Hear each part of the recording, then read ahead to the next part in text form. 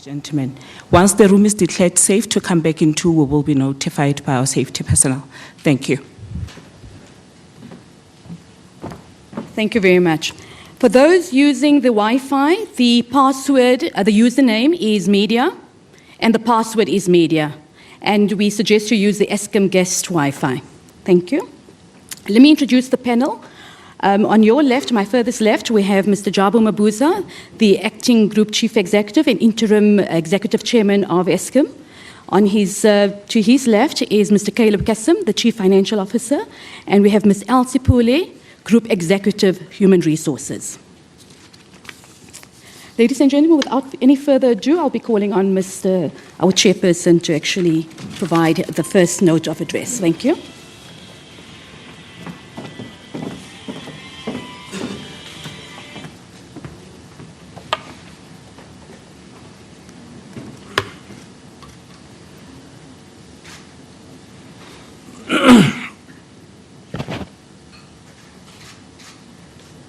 Good afternoon to my colleagues on the Eskom board, officials from the DPE, also the DDG here, members of the Eskom executive team and staff, members of the media, our esteemed guests, ladies and gentlemen, good afternoon. Ladies and gentlemen, 2 days ago, we had the privilege of hosting His Excellency, the President Cyril Ramaphosa and his delegation at the Medupi Power Station on Tuesday, serving as an assurance of Eskom's strategic contribution to the economy of South Africa. Being mindful of this level of appreciation of Eskom's role in the success of our country, we always endeavor to keep all our stakeholders and fellow South Africans reliably informed about our business. Accordingly, the results we share with you today are a true reflection of Eskom's operations. Ladies and gentlemen, since we shared our annual results with you in July, there have been some notable developments and key milestones in relation to Eskom and our turnaround journey that are worth reflecting on. The first is we now have had the Integrated Resource Plan promulgated, which set the base for much needed policy direction and clarity in the future of the country's energy mix. This in turn enables Eskom to plan properly for the integration of additional capacity. We've also had the approval and launching of the special paper on Eskom, which have set the tone for the restructure of Eskom within a reformed electricity industry structure. This in turn enables Eskom to execute the turnaround journey that is underpinned by this industry reform. The appointment of the Group Chief Executive of Eskom brings further leadership stability to our business and enables us to advance towards a sustainable future. We are indeed fortunate and grateful to have the expertise of an experienced leader such as Andre de Ruyters to steer Eskom towards achieving our vision for the future. The Office of the Chief Restructuring Officer has been set up to work with government in finding sustainable solutions to our debt problems. In this regard, we await completion of the work of the CRO so that we can give further details about the plans to deal with Eskom's capital structure and in the most effective way. Of equal importance has been the approval by government of the Special Appropriation Act, which will provide for government to allocate further fiscal support to Eskom for the 2019-20 and 2021 financial years. Though the government has pledged its support, it does go without saying that Eskom requires a cost-reflective tariff increase.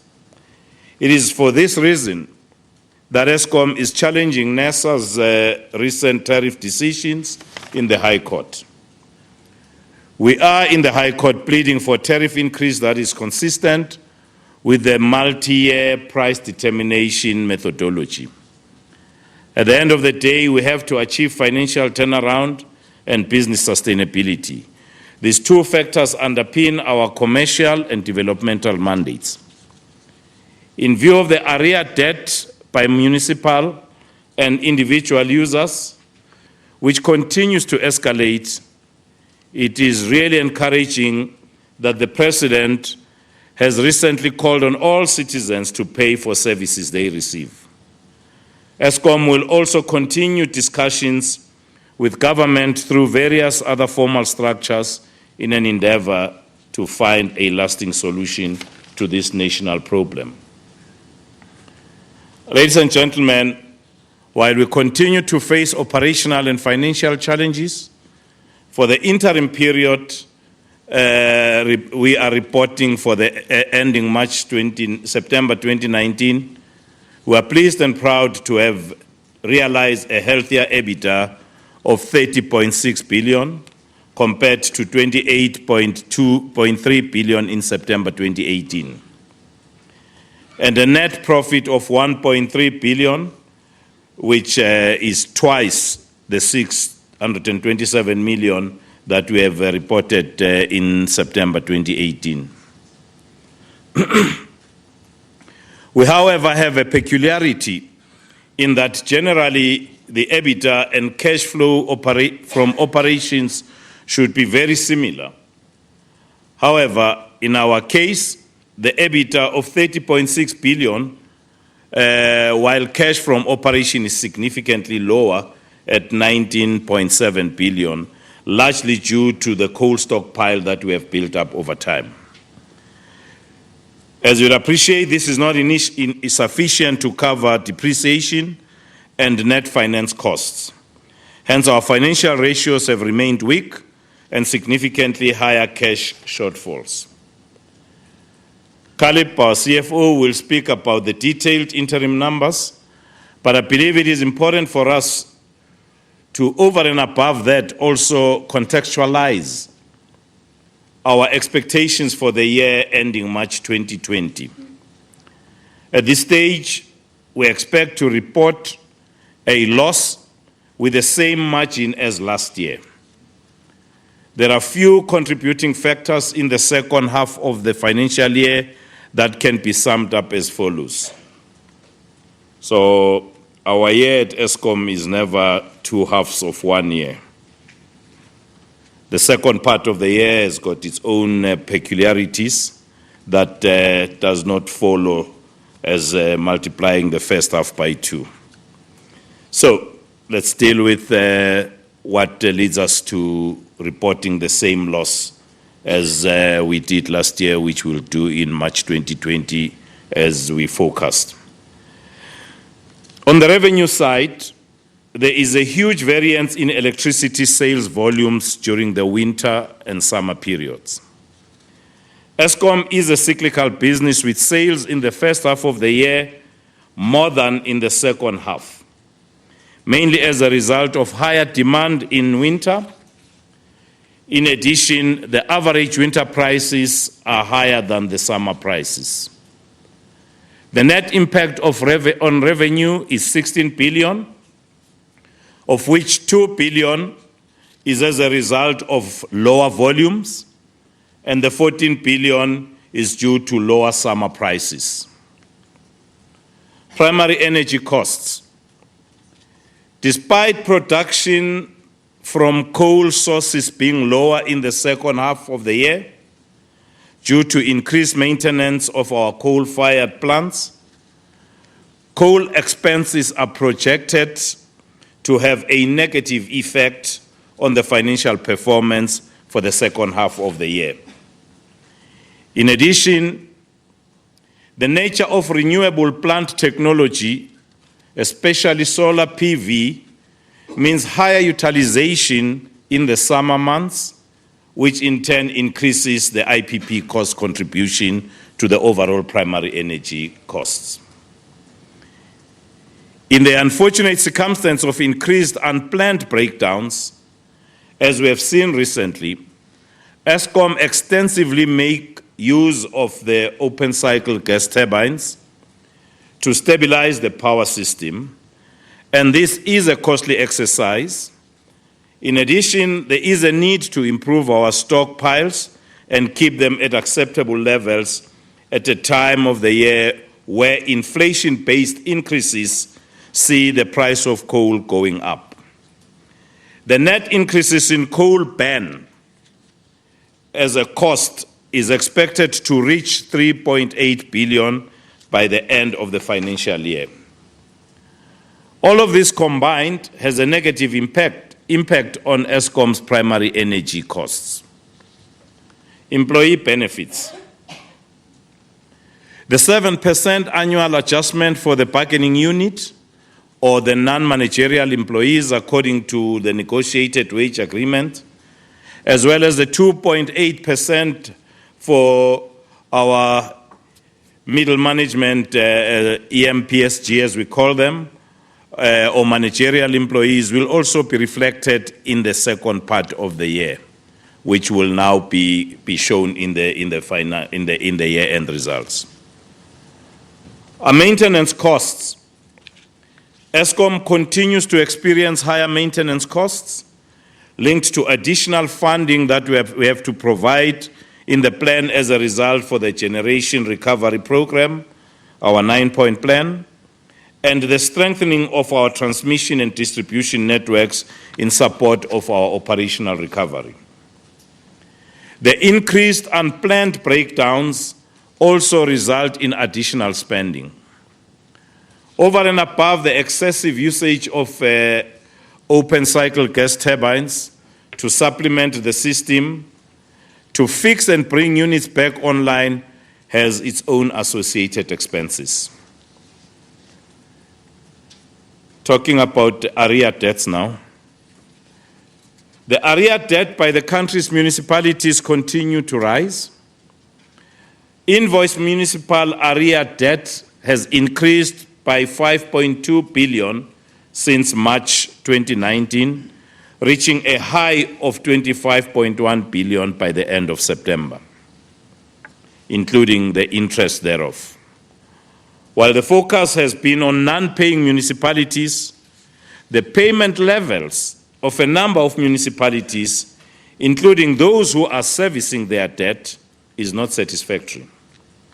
The payment rate by municipalities, excluding metros, on amounts billed is 78%. This has declined from the 93% that we have reported 4 years ago. The ideal payment rate, of course, should be 100%, whereby municipalities pay for the entire amount due to Eskom and on time. The top 20 defaulting municipalities have a payment level of 44%, which means for every rand they owe us, they pay us 44 cents, if they do pay. Ladies and gentlemen, combined with other factors, these will also affect our EBITDA negatively and negate the commendable financial performance of the first 6 months, which is ended in September 2019. Furthermore, our debt service obligations largely fall due within the second half of the financial year, putting more pressure on our bottom line and liquidity. It is against this background that while a net profit of 1.3 billion was realized for the period ended 30th September, a 20 billion loss is projected by year end. Our overall interim performance remains unfavorable as we continue to face operational and financial challenges characterized by weak financial ratios as well as a constrained and vulnerable power system.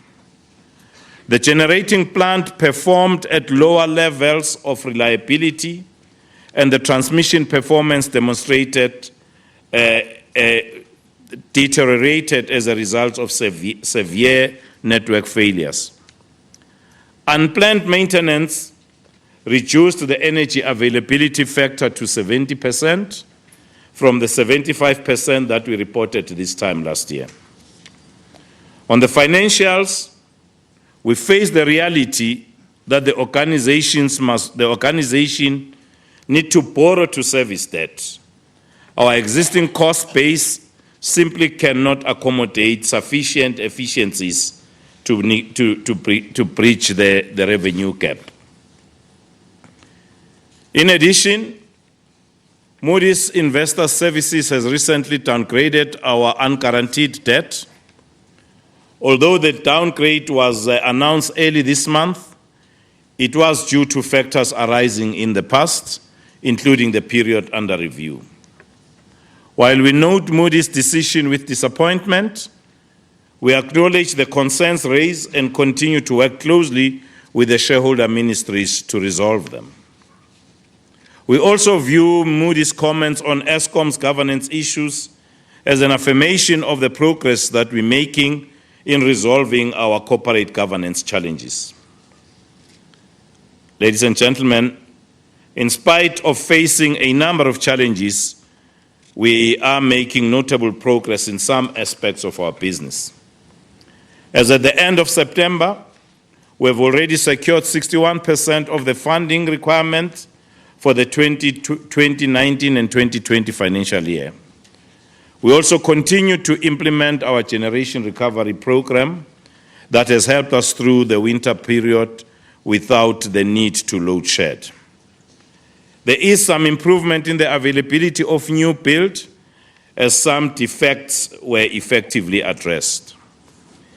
As we continue to implement our generation recovery program, our main focus remains the energy availability factor. And to do this, we need to double our efforts to fix our plant, notwithstanding the fact that we are managing an aging fleet with an average age of 37 years. Unplanned breakdown should always be at 9,500 megawatts or less, while we carry on an average of 5,500 megawatts of maintenance at the generating plants. Increased breakdowns require the use of emergency resources at high rates. It also increases the probability of load shedding if the supply constraints are sustained for a longer period. The heightened maintenance will also happen against the summer with its own summer-specific challenges. For instance, it is during summer when we experience vacuum load losses occasioned by ambient air temperatures and wind directions that have a negative impact on the efficiency at some of our coal-fired plants, such as Matimba and to a lesser extent Majuba and Tutuga. On the positive side, contrary to the same period last year, the shortage of coal is no longer one of our problems. The number of power stations with coal stock below the minimum levels has been reduced from 9 in March 2019 to only 1 at the end of September. Eskom's overall level of stockpiles have improved from 36 days in March to 54 days at the end of September. The appointment of Bheki Nxumalo on the 1st of July as our Group Executive for Generation Division has also brought some much-needed stability to the Generation Division. The Koeberg Power Station has been operating efficiently while distribution networks continue to deliver a stable performance. Good progress has also been made at Medupi and Kusile, resulting in significant contribution from both commercial and non-commercial units among the power stations. Year to date, 2 units from Medupi power stations were brought into commercial operation, with Unit 2 attaining commercial operation status on Tuesday this week. The unit now form parts of... And this is where we say goodbye to our SABC3 viewers. Of course, we continue to broadcast Eskom's results briefing on the SABC News channel. Unit 3 went into commercial operation in July, also adding a similar 794 megawatts of power to the grid. We have also synchronized Gusile Unit 3 to the national grid in April, followed by the last 6 of Medupi Power Units, Unit 1 in August. In addition, another 45 kilometers of high voltage transmission lines were commissioned, further strengthening the network. These are significant achievements which talk to our commitment to expedite the completion of the long overdue build program and in turn alleviate the pressure on the supply. In relation to our cleanup efforts, we have completed lifestyle audits of executive senior management. Cases flagged as high risks were handed over to the Special Investigation Unit for further investigation. And I am aware that some of these cases have now moved to the NPA, and some are at the ready for when the special tribunal sits to prioritize some of Eskom's issues. We furthermore finalized a total of 145 investigations into fraud, corruption and irregularities, with disciplinary action recommended in 122 of these cases. Our governance cleanup efforts continued to yield desired results. The High Court has ordered Trillian to repay 600 million it received from Eskom between August 2016 and February 2017 in the absence of valid contracts and in some instances where no work was done. Although Trillian has appealed to this judgment, we are optimistic about the positive outcome. We have successfully recovered 1 billion from Mackenzie through similar processes earlier this year. Eskom has also issued court papers to set aside contracts and recover 207 million from Deloitte's Consulting for improperly awarded work. We remain committed to recover monies from whoever unduly benefited. This includes staff present or past, directors present or past, suppliers present or past, and we are not gonna give in on this one. While we have no doubt that we will continue to confront headwinds, we remain committed to making the bold and difficult decisions that will ensure that Eskom fulfills its commercial and developmental mandate and regain its reputation as South Africa's trusted and credible supplier of electricity. We concede that the Eskom turnaround remains a difficult and a long journey. So much still has to be done to build on the improvements we have already made. This will continue to require a partnership that is embraced by everybody as we approach our challenges from all our stakeholders, where difficult choices and trade-offs will have to be made with the aim of achieving a sustained success. The ultimate goal is to make Eskom profitable, transparent, agile, and top-performing organization that is financially independent. Before I ask the CFO to give you an overview of the numbers, I wish to convey my sincere thanks to the Eskom leadership for their continued and unequivocal support. I'm equally thankful to all of Eskom's employees for their resilience, dedication, and commitment in keeping the lights on to power our great nation. I personally thank them for taking on their task with the diligence, with all the required diligence amid all the challenges. I also like to thank my colleagues on the Eskom board for their strong support and the guidance that they continue to give us. My sincere appreciation also goes to our customers, stakeholders, and all of South Africa for being patient with us.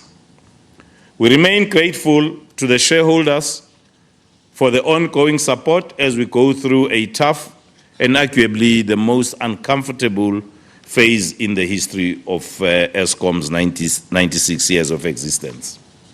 Lastly, I want to reiterate the importance of leadership stability as a critical factor in Eskom's turnaround.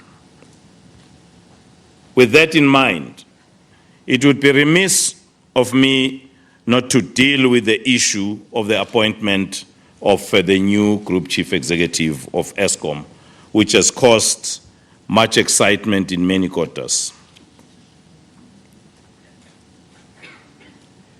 The decision to appoint Andre de Ruyters, I'd like to assure you all, it's a decision that has been through the most credible process, the most thorough process ever imagined.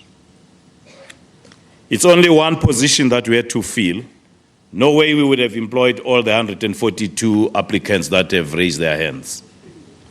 And in the 142 people that have raised their hands, we've had school leavers to 75-year-old people, any and everything in between. I want you to hear it from me as part of the board that did these interviews, that once we had settled on the 6 candidates that we were going to subject to an interview, the 6 candidates we had were 4 non-black, were 4 white. The 4 whites, 2 were South Africans, 2 were non-South Africans. The 2 black, one was a South African black, the other one was a non-South African black. Those were the 6 candidates, not the names that you've seen in the list that members of the media were disappointed that we were not appointing from that list. It was also not in our place to go out and comment about that list. So the so-called surprise is because there was no leak. Commentators had their own list, so they were surprised when we did not use their list to choose the 3 that we recommended. So I also want to assure you that we are satisfied as the board of Eskom, and we are very grateful that the shareholder, having followed its own rigor, have come to the same conclusion that Andre de Ruyters now is the most suitable, able, available, and willing South African to take this job.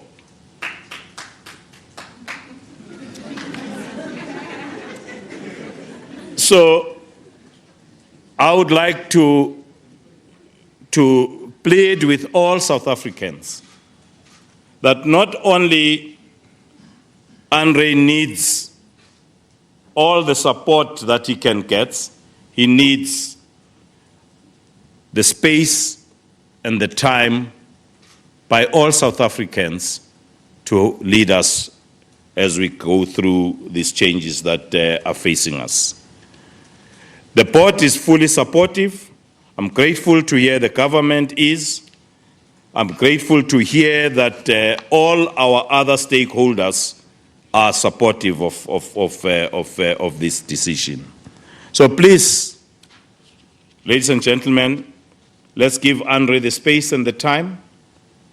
Let us engage in a separate discussion if it becomes pertinent, to use facts to deal with the NAMPEC track record. If it was a NAMPEC discussion, this, from what is published, I would take you through our read of that. Share price is a very important indicator. It's not the only indicator. You want to see South African companies that have lost 1/3 of their value in 1 year for doing business in the markets which Andre's NAMPEC went into before he was asked to come in. We are satisfied that Andre is the man for the now. So, with that in mind, I just wanted to make sure that I have addressed this point, and I'm looking forward to welcoming Andre here and introduce him to Eskom and hand over the baton to him and give him the support from the board. But I also think it would be important that, let me restate now, the discussions I've had with the President, with the Deputy President, and the Minister as we went about on this recruitment, we were never given any script as to whom to appoint. We were told to appoint the person we consider suitable and the person we as a board and Eskom can work with. And that's exactly what we've done. So I hope I can count on you to support us in this. There aren't many people that would want to be so selfless to leave better paying jobs, not to come for a lesser paying job, but be prepared to take less than the average of the last 3 CEOs that have worked for Eskom, to lead from the front and demonstrate that the pain they want all other stakeholders to take, whether it's suppliers or customers or staff, they too are prepared to make some sacrifices. So, ladies and gentlemen, with that out of the way now, I, on behalf of the Eskom board, wish to convey our congratulations to Andre de Ruyter on his appointment as Group Chief Executive of Eskom. I thank Andre for putting up his hand and to take on this monumental task, and wish him well in his new role as I pass over the baton to him on the 15th of January. Thank you for your attention, and I would like to ask Andre to talk to you about the numbers.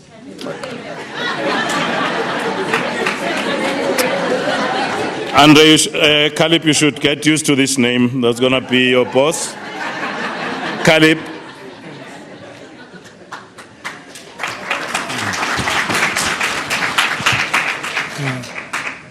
Thank you, Chair. I didn't ask for the promotion. No, I don't want it. Thank you. I think good afternoon, ladies and gentlemen, members of the media. The Chairman has covered a lot of the topics. The slides does address many of those issues. My intention is not to repeat those, but to highlight in particular on certain slides and to enhance on what the Chairman has presented here this afternoon. I think we understand that from a financial perspective, this is an interim review, and important that when the auditors looked at the 6 months results, they do draw your attention around the uncertainty around Eskom's going concern. That is highlighted in the review, and in particular, we are a going concern based on the government support that has come through in terms of the first budget speech as well as in the follow-up of the special appropriation and the signing off of that bill. I think that for me will be the key message as I explained during this presentation, and it's reflected in our financial position. Our current liabilities of 95 billion exceed our current assets of 82 billion. Everyone understands from a financial theory you'd want it the opposite way, where your assets exceeds your liabilities. Having said that, let's go into the presentation. And in terms of what we said as the Eskom plan, and we know from when we spoke last time, as the Chair said, the roadmap has come out. But what I want to really focus on here are the key elements that will contribute to Eskom's financial sustainability, and not underestimating or under-disclosing the importance of operations linked to Eskom's financial performance. It's basically the other side of the coin, that when the operational performance improves, we see that in our financial numbers and our financial position and liquidity. So it's really about what is happening on the revenue line. From our perspective as Eskom, we need to contribute ourselves from a cost savings initiative and reducing our cost base. We've committed to delivering 33 billion by 2023. For this financial year, the target is 6 billion, and it ramps up by about 9 billion rand every year thereafter. So far, for the first 6 months, we have achieved about 5.5 billion of savings. We are cautious that the performance for the remaining part of the year may consume some of those savings, and that is why the operation performance, particularly in generation, is key to the eventual results that was alluded to. From a government support perspective, as I said, I'll address that. And we know in terms of the roadmap, we need then to deal with the separation of Eskom into generation, transmission and distribution. In terms of the performance, it was highlighted by the chair. We've managed to come through the winter without interrupting supply, 5 days during October and November. On the generation side, the team is working on dealing with the existing plant, but more importantly, also addressing the performance of Medupi and Kusile around the defects, and then making sure that we continue with the commissioning of those plants and those units as we've done on Tuesday this week, with the intention then to complete Medupi by about June next year, and then Kusile around 2020. I will explain the cyclical nature and what the numbers mean, and at the end of the day, the operations and the financials go hand in hand. So moving on and just understanding our financial performance, yes, it is a challenge. It's improved from September 18 to September 19, but we do understand that it still leaves us with a significant cash flow shortfall that needs to be addressed. As highlighted, that it's really about the second half of the year in terms of Eskom's performance, with the dynamics of sales volumes, tariffs, as well as the profile of our debt going forward. We are very appreciative of the support that government has put on the table in terms of the 49 billion for this financial year, of which to date we've drawn and utilized 13.5 billion. We are looking then to utilize the remainder by March, because that's when we find many of the maturities arising between December and March 2020. The further support in FY21 of 56 billion and the year thereafter allows us and the board to sign off the financials that with government support we can meet our operational and debt service commitments. So in terms of, now this is an unplanned outage. In terms of the year-on-year performance, you can see, as highlighted, your revenue is going up from 98 to 107 billion. However, at the same time, we find that our primary energy costs are increasing by 13%, from 46 to 52 billion rand. On the employee benefits, we've literally remained flat year on year. And then we've put through an impairment provision for property, plant and equipment that results in that movement on that line item. And we see our other expenses, which is substantially included in these, your repairs and maintenance, your insurance costs, security and IT costs. That has dropped by about 700 million, 8% year on year, giving you the growth in EBITDA for the first 6 months. One does understand that as more units and assets are commissioned, we find the depreciation then coming through, together with the acceleration on the Komati power station. And then obviously, as we fund and raise debt during the year, we see that your debt stock has escalated to 454 billion as at in September. And the fact that plant didn't get commissioned That combination then shows and results in the growth in your finance costs of 14.8 billion rand. And that then continues towards the end of the year, leaving us with the bottom line profit of 1.3 billion rand compared to the 600 million of the previous year. What does this then mean if you look at it and you understand now where's this revenue, what's happening on the volumes? On a total basis, we see about a 1% reduction in your total sales. But if you split that between your local or domestic, there's a 3% reduction of some 3 terawatts. However, on the international side, we have then managed to increase that sales from 6 to 7.5 terawatts year on year. I think it's also important just to highlight that compared to the average standard tariff that was awarded by the regulator of 13.8%, due to the change in mix and consumption patterns, what we find in the first 6 months is that average increases are in actual mode around 12.1%.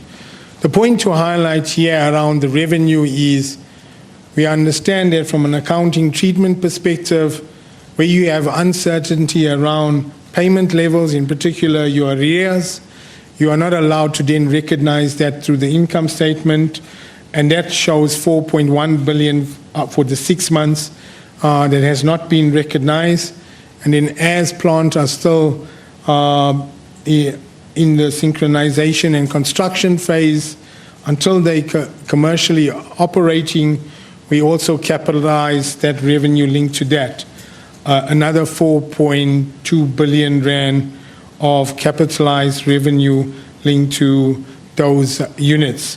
The important point here is as we complete our build program, then that capitalized revenue will flow through to the income statement, improve your EBITDA on your bottom line, and in addressing and resolving the arrear debt situation, we then can also recognize more from that perspective in terms of IFRS 15. So generally what we've seen that the trend of sales is declining year on year by about 1.3% thus far. So if we unpack now our biggest cost item being your primary energy and what has been happening, maybe the first point to start off with is obviously with the lower sales, we can see the amount of sent out on a total basis has decreased from 119 terawatts last year to 115 terawatts. And then if you look on the table, that your coal production has reduced from 104 terawatts to 98, yet we see the cost has increased from 32 billion in September 18 to 36 billion in 2019, resulting in a year-on-year rand per megawatt cost escalation by 18% from 310 rand per megawatt hour to 367. And the main reasons for that is last year at this time when the stock levels were at a low across the fleet, Eskom went out and procured coal that was available. It did come at a much higher cost and premium. That then starts filtering through in terms of your burn costs, coupled with the mix changes where when you use your more expensive coal plant, that then comes through in terms of your numbers. To highlight some of the other primary energy sources, firstly on the Eskom OCGTs, last year this time we'd only spent 310 million on our plant. To date for this financial year, 1.1 billion. It is still lower than our initial projections in terms of budget, and at year end we're still expecting on these OCGTs to come in at below our total spend, or at worst case what we spent last year. But again, it's a function of the performance of generation. On the diesel OCGT plant, the DISA and Avon, you can see around the 1 billion spent, 900 million compared to R1 billion last year. And then our international purchases have basically remained relatively flat. So that's just to highlight the volume changes and the cost changes from a primary energy perspective, resulting in the overall portfolio of primary energy increasing year on year by 17%. If we just look at your cash flow situation for the 6 months, one would ask the question, but your EBITDA was 30 billion, why is your cash from operations only basically 20 billion? And the main reason for the difference is the cost that you have incurred in terms of your working capital and increasing your coal stock days from that average of 24 to 55 days, as well as the arrear debts then coming through on a working capital perspective. What it does mean is that we've generated almost 20 billion from operations. However, our debt service commitments for the first 6 months, being both your interest and capital of 31 billion, Eskom is then short to service its commitments by 11 billion rand. We still need to ensure that we invest in our infrastructure, not only the renewable, but also the existing assets, cross-generation, transmission and distribution. That was 11.8 billion rand of expenditure that relates to CapEx. And then it leaves you with a total shortfall before the funding that we have raised thus far of close to 24 billion rand. We've then secured 15.7 billion to date for September, resulting in the shortfall of 7.6 billion for the first 6 months. Clearly then highlighting the need for, firstly, the support we've received for the first 6 months of 13.5 billion, which is the first elements of the total 49 billion support for this financial year, to leave us then with a cash balance as at the end of September of 5.8 billion rand. The next slide talks about the municipal debt as well as Soweto. I'm not going to highlight and repeat what the chair has said, but I think it's just important, if you go back to 2015, September it was 5.6 billion, it's now 25 billion rand. This trend is not sustainable. We've increased by 5 billion for the first 6 months. If this trajectory continues to March, then you add another 5 billion, we're going to be sitting at around 30 billion, a 10 billion increase year on year in terms of municipal arrears. That is a key item that needs to be addressed with the support of government. And in terms of Soweto, a total amount of 16 billion that is outstanding.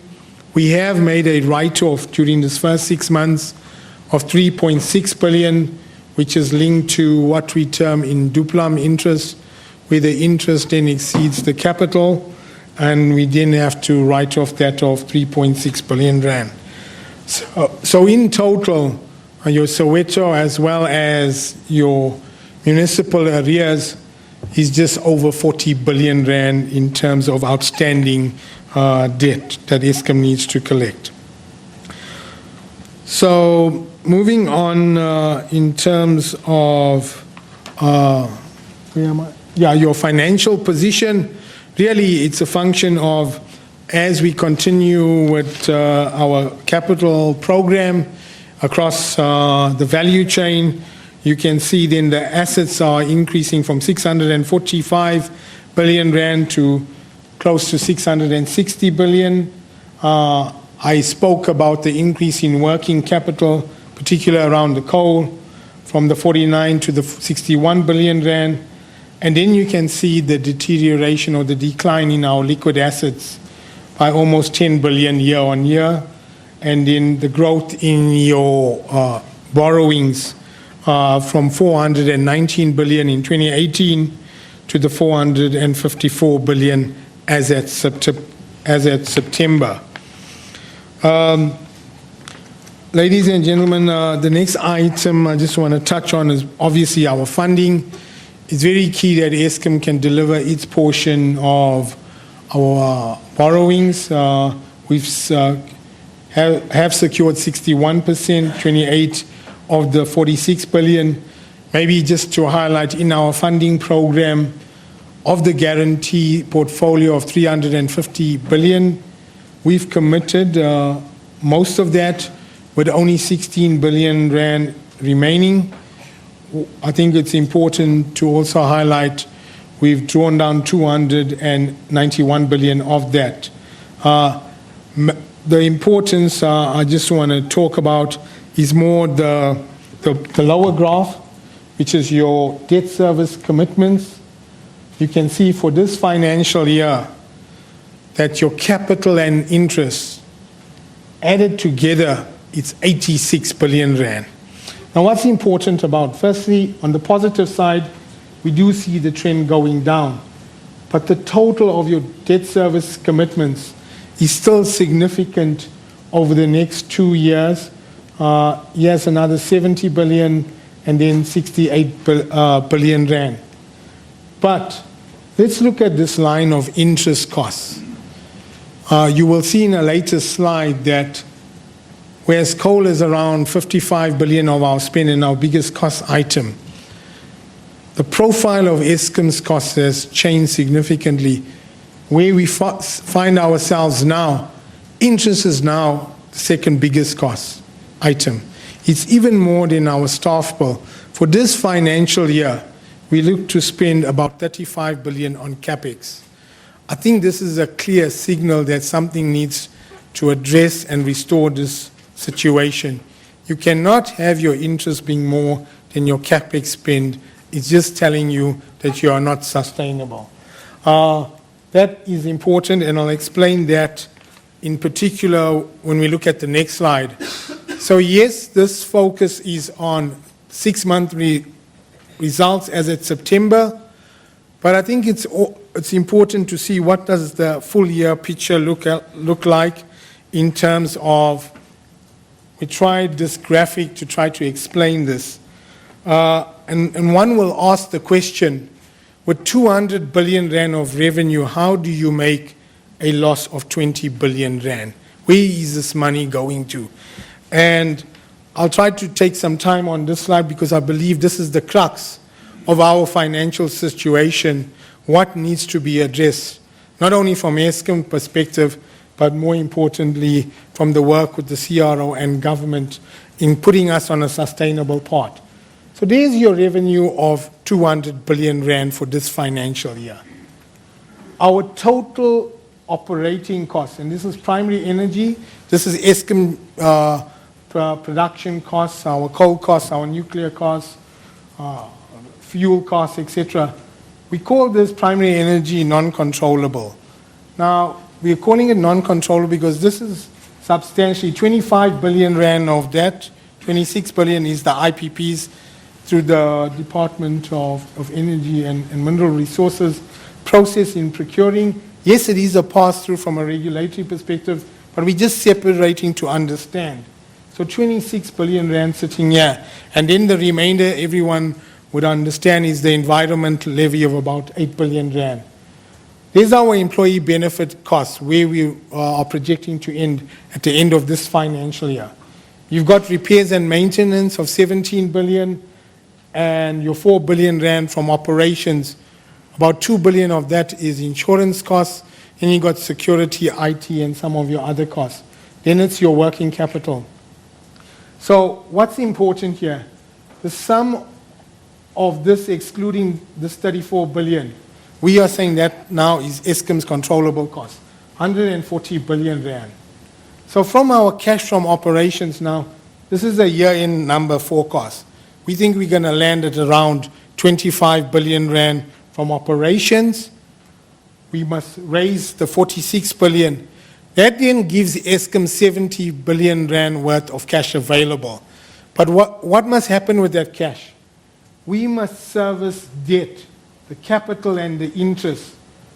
Those two numbers, as I highlighted, is 86 billion rand in terms of debt service commitments for this financial year.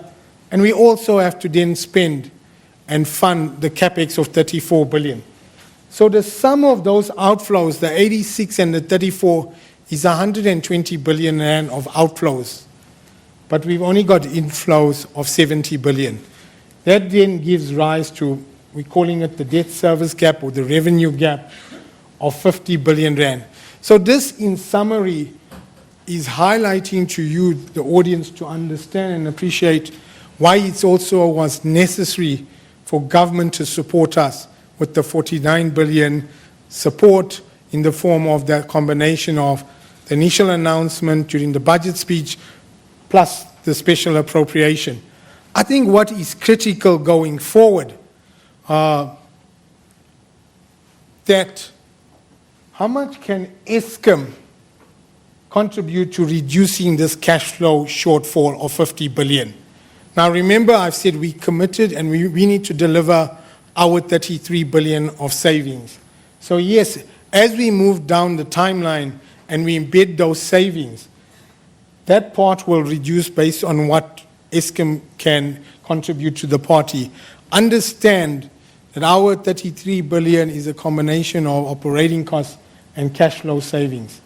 What we're saying, if we had to save the full 50 billion out of this controllable cost base, it's 36% of the cost base.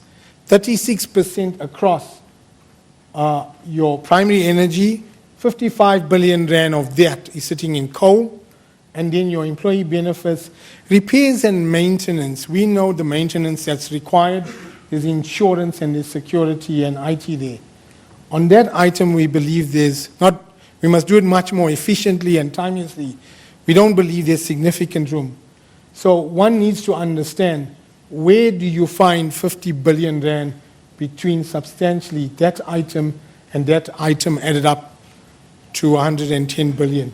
So in solving this equation or conundrum, this is what we need to address, and I've highlighted the debt service commitments going forward.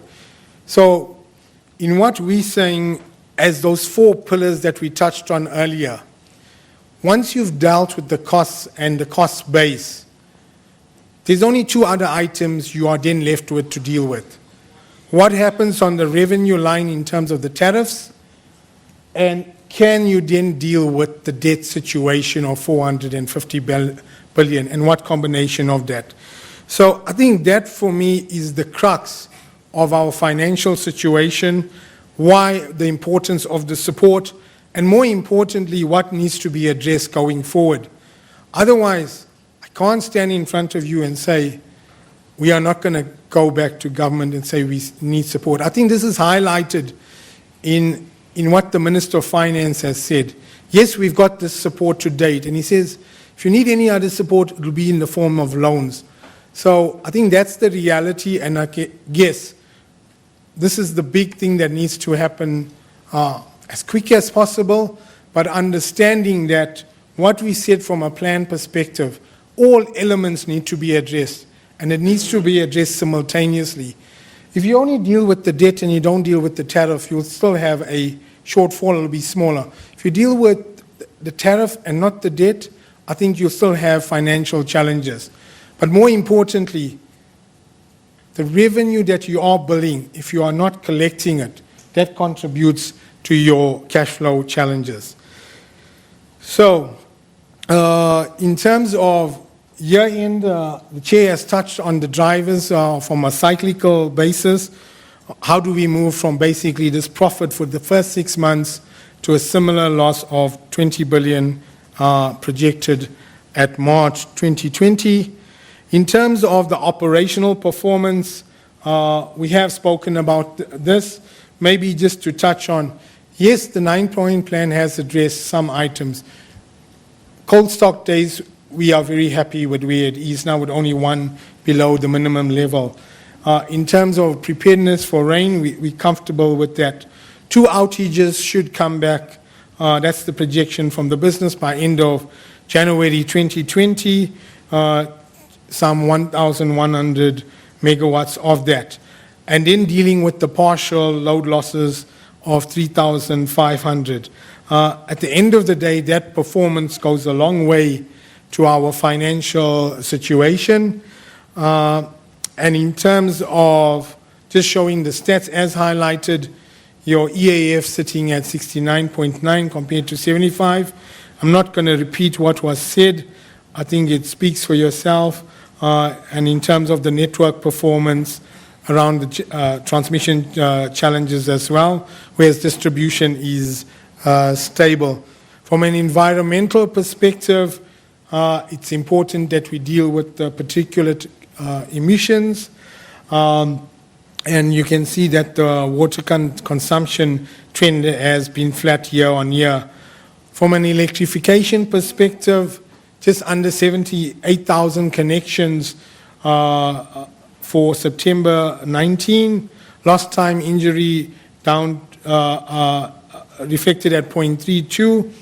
And regrettably, in terms of fatalities, 5 contractors and 1 employee and 1 contractor compared to the previous year.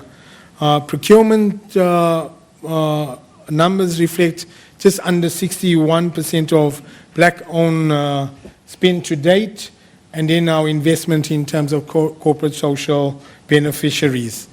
Governance, the chair has touched on that. I think he's covered all the items.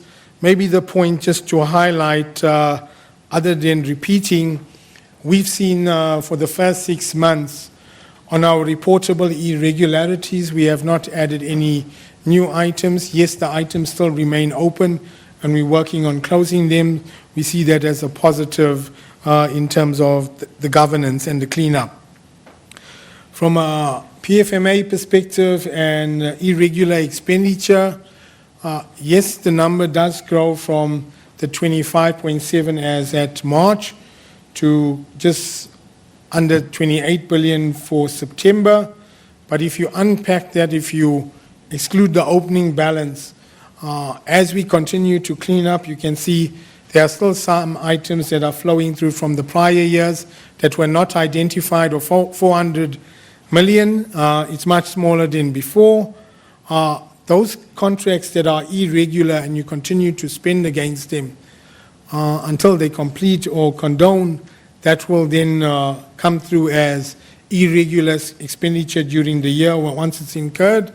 And then new items for this year is 900 million for the 6 months, with one item contributing 856 million. We know we need to work together with Treasury to deal with the condemnations, but we will have to be in a position to demonstrate that the processes have been improved, demonstrate that we don't believe it will be repeated, and the necessary consequence management has been dealt with. You've seen the number of investigations that the chair has highlighted. So in conclusion, I think it's all about the operating performance first, which is critical to the financial contributions. More importantly, as highlighted on the slide that I have spent more time on, that yes, Eskom must deliver its part of this equation in terms of cost savings and reductions. However, that alone cannot solve the gap that we're looking at. We must deal with the arrear debt situation. We must also make sure that the tariffs do put us in a position where we can then generate positive returns, meet our debt service commitments, and then also have the discussion with government around the debt stock that is currently on the table. Can't have a situation where your interest bill becomes your second largest item in this cost base. And going forward, we'll work on that. But I think maybe one needs to ask the question, I was asked earlier today, 20 billion loss last year, another 20 billion loss. Is there any improvement? Are we going to get out of this? I personally believe, from the numbers I've seen and my understanding of Eskom's financial situation, I think this is the trough or the peak of our losses. And why I say that, it's important to understand we need to deliver our cost savings. And if you go to what we said, delivering this year and then adding 9 billion each year thereafter, if I just use the 20 billion, that will help improving the EBITDA and then reducing the loss. The second contributing factor is obviously, even with the current decisions, the price of electricity for the next financial year is around 8%, the year thereafter 5%. I've not built in any potential court decisions. So that's alone, and if the trend on sales volumes remains that reduction around 1.5%, together with our ability to address the collections, and then once we commission our plant, you will then also recognize that revenue. I do see then the loss situation of Eskom reducing in FY21 and FY22. If all the elements come together, I think 2 to 3 years we could be seeing where we then move from the red zone into what I would call more yellow zone, where we basically can meet our requirements. So, yes. All right, so that was the presentation of Eskom's interim results. We have seen earlier the Eskom board chairperson, Jabu Mabuza, making that presentation, saying that the power utility requires a cost-effective tariff increase, and it's therefore launching a high court challenge over the energy regulator's determination, which amounts to a tariff increase of around 8%. So the power utilities challenge could lead to a tariff increase of around 16%. So the chairperson there presenting those interim results, basically saying that Eskom is projected to make about 20 billion rand, a full year loss for the 2020 financial year, and it has reported a net loss after tax of about 20.7 billion rand. This is for the 2019 financial year. We do know, of course, that Eskom will make that full year results announcement next year in July. So attributing the situation at Eskom to a number of things, but on the other hand saying that Eskom was able to make a profit of about 1.3 billion rand in the first 6 months of this year. But he says that the situation would change to a multi-billion rand loss. This will happen in the second half of the financial year. This is, of course, due to a number of reasons that he mentioned, including lower sales at lower prices during the summer months, the effect of unplanned breakdowns, and the fact that increased employee benefits are set to kick in, of course, during the second half of next year, as well as some higher costs of maintenance during the summer season. So he's also touched a bit on the municipal debt, saying that it's increased to about 25.1 billion rand, which is up from about 20 billion rand at the end of the 2019 financial year. So that's basically what came out of that briefing by Eskom, of course. And as I said, we're expecting the full results by July of next year. Let's take a quick break here on SA Today. We'll get you your headlines shortly.